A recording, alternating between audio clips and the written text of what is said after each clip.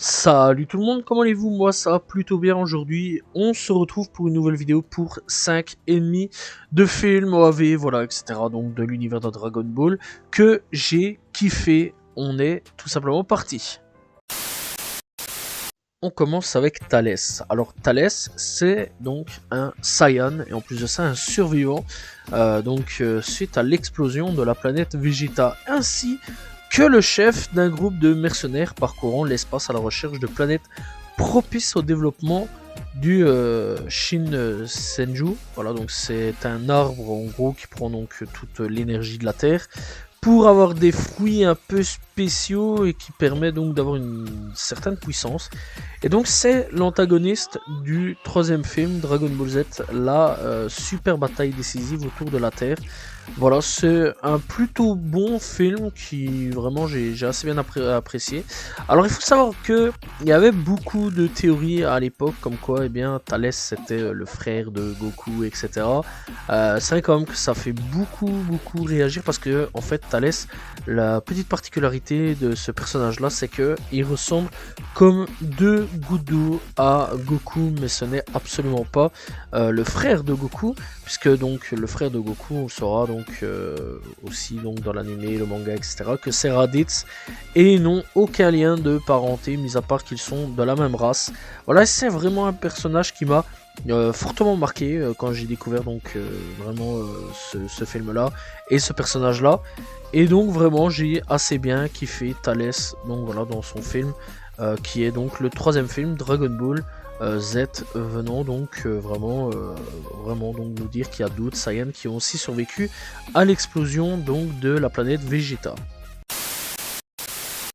Pour le second donc personnage, eh bien, on parlera de C13. Alors C13, eh bien, c'est aussi un humain donc artificiel, et il est programmé et développé par l'ordinateur du docteur Gero. Petite particularité, cette fois-ci, c'est pas Gero qui s'en occupera, mais l'ordinateur lui-même.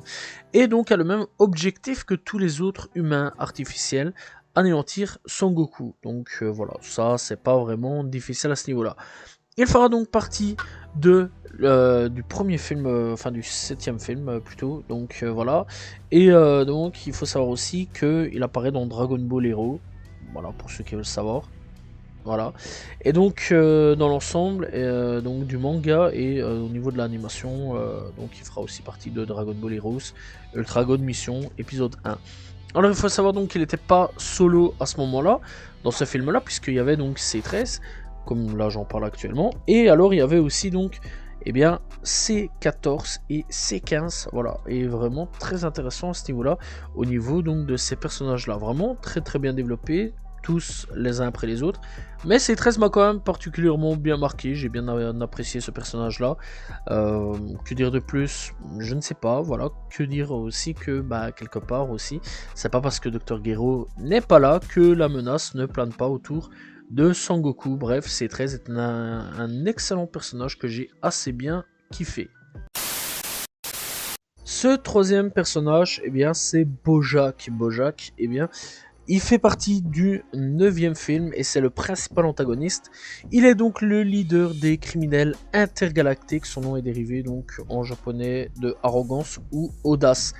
Et donc lui, eh bien, il fera donc partie donc encore une fois du 9e film. Et surtout, c'est un criminel intergalactique qui avait donc été enfermé par les 4 Kaio dans une prison de l'autre monde, enfin l'autre bout du monde, voilà. Et lui et sa bande étaient scellés près de la planète de Kaio, mais lorsque Goku y amena donc celle pour qu'il explose, eh bien la déflagration détruisit tout aux alentours et a eu pour effet de libérer Bojack et tous ses acolytes.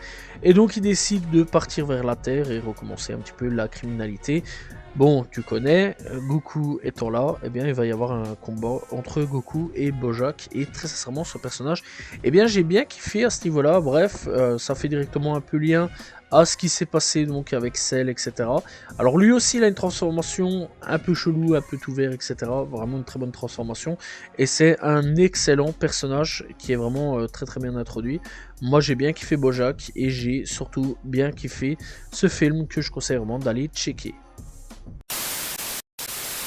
Pour le quatrième, j'avais pas le choix, j'étais obligé, ce personnage est emblématique et donc il fait partie d'une famille bien connue de tous ceux qui ont regardé ou qui ont lu Dragon Ball. Il est donc le fils d'un roi, un roi du nom de Roi Colt et le grand frère de Freezer. Il fait donc partie de cette race. Voilà donc tout ce qui est Shillate, voilà Freezer, Roi Colt, etc. etc. Et bien petite particularité de donc couleur, et bien il a une transformation unique à lui. Ça c'est quand même assez fou là-dessus. Et donc il fera sa première apparition dans la revanche de couleur. Et oui, puisque je dis première apparition, puisque il fera partie d'une deuxième apparition. Et ça c'est une première on va dire. C'est 100 000 guerriers de métal. Où cette fois-ci on aura métal couleur. Voilà, donc ouais, le gars fait partie de 2 films. Et ça c'est, je pense, la première fois avant donc le fameux Broly. Mais ça on en reparlera. Voilà, et clairement ouais c'est quand même une assez grosse dinguerie là-dessus, puisque donc clairement c'est un excellent personnage couleur. Il est là donc pour un peu on va dire venger son frère, mais pas vraiment. Alors donc il faut savoir que le gars il l'avait laissé, il avait vu donc Sangoku partir en capsule, il l'avait laissé partir en disant ouais mon frère il apprendra de ses erreurs. Finalement son frère s'est fait buter par Sangoku, puisqu'on connaît un petit peu tout ça, et il décidera de partir sur Terre, il décidera donc plutôt donc essayer de trouver la vengeance. Voilà, c'est comme une assez grosse dinguerie à ce niveau-là, et donc un combat entre Goku et Couleur aura lieu. Et ce sera une sorte pour Goku d'un nouveau affrontement entre lui et Freezer. Bref, c'est une grosse dinguerie là-dessus. Et il reviendra donc quelques années après, donc avec son autre personnage, voilà, qui fait partie de Dragon Ball, enfin bref, avec son autre personnage qui est donc Metal Couleur. Donc voilà, et c'est un excellent personnage aussi. Alors il faut savoir aussi que petite particularité, c'est qu'il fera partie de l'OAV Dragon Ball Z, le plan d'anéantissement des Saiyans. Ça il faut quand même le savoir. Donc ça déjà encore une fois, c'est encore une nouveauté là-dessus, c'est quand même assez fou là-dessus. Comme Slug aussi réapparaîtra aussi dessus, et Thales. Donc Slug c'est un autre personnage mais qui fait partie de la race de Piccolo. Et Thales, j'en ai parlé justement, mais il fera donc partie lui aussi Thales de cette OAV. Et alors autre particularité aussi, puisqu'il fera donc partie de Dragon Ball GT dans la saga Super 17. Voilà, que dire de plus. Aux côtés donc de numéro de C19, il y a Kon, le sergent métallique, Raditz, Pui et le général Rildo, avec l'intention de tout détruire. Voilà, c'est à peu près tous les personnages qu'on voit. Bref, en tout cas, Couleur est un excellent personnage. D'ailleurs tellement excellent qu'il fait encore partie des jeux vidéo qui sortent donc de Dragon Ball. Bref, en tout cas, Couleur, personnage qui a marqué, je pense, plus d'un. Le 5e et dernier personnage, tu peux pas passer à côté de lui. C'est obligé, c'est quasiment obligatoire, Broly. Et ouais, Broly, c'est un personnage qui m'a énormément marqué. Et clairement, Broly, waouh, j'ai kiffé ce personnage-là de A à Z. C'est vraiment un personnage complètement fou. Vraiment un excellent personnage qui marquera des milliers et des millions, c'est même pas en milliers, c'est en millions de personnes. Voilà, c'est encore un personnage qui beaucoup de gens parlent. Il est devenu canon en plus à l'œuvre Dragon Ball, c'est quand même assez fou. À la base des bases, c'est même pas Akira Toriyama qui l'a fait, non, c'est une autre personne. Donc il a été créé par Takao Koyama, voilà, il faut quand même le savoir. Et aussi Shin Keiyasu Yamoshi, voilà, réalisateur donc du 8e film Dragon Ball. Et ce personnage, petite particularité là-dessus, puisqu'il apparaîtra dans plusieurs films.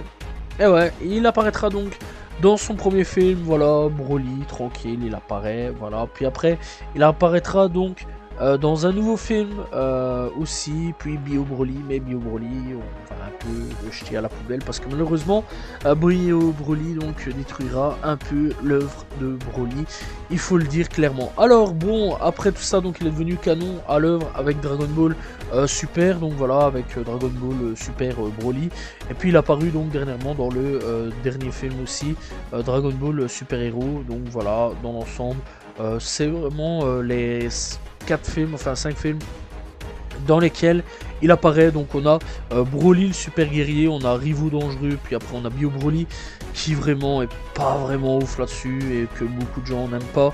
On a Super Broly et donc Dragon Ball Super, Super Héros. Mais dans l'ensemble, donc les super, on compte pas vraiment. Moi je parle plutôt de l'ancien.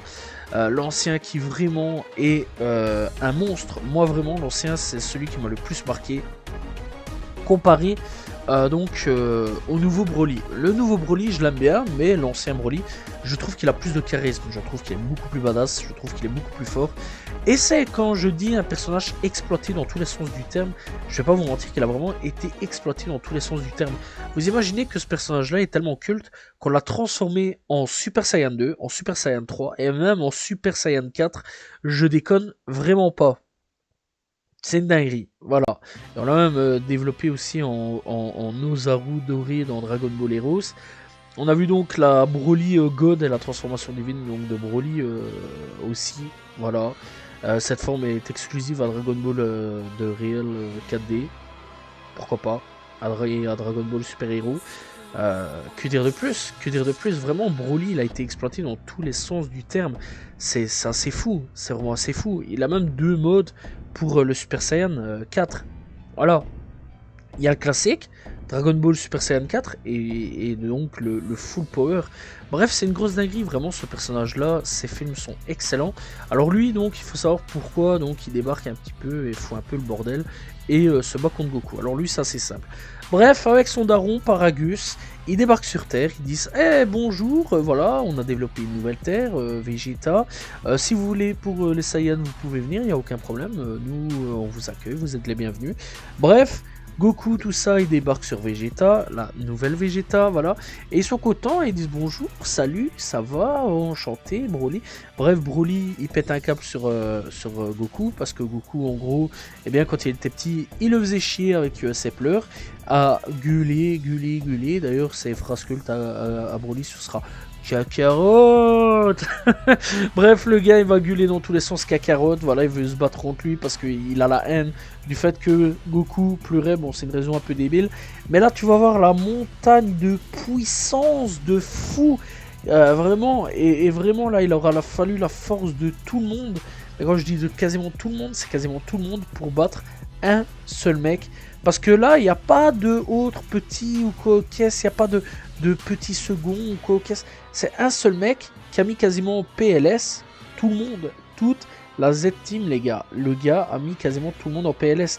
Si ils n'avaient pas uni leurs forces tous ensemble, et qu'ils n'avaient pas fait en sorte de donner leur énergie à Goku, ils étaient morts. Ah ouais, il n'y a même pas de oui, mais peut-être... Ah, ils étaient morts, direct.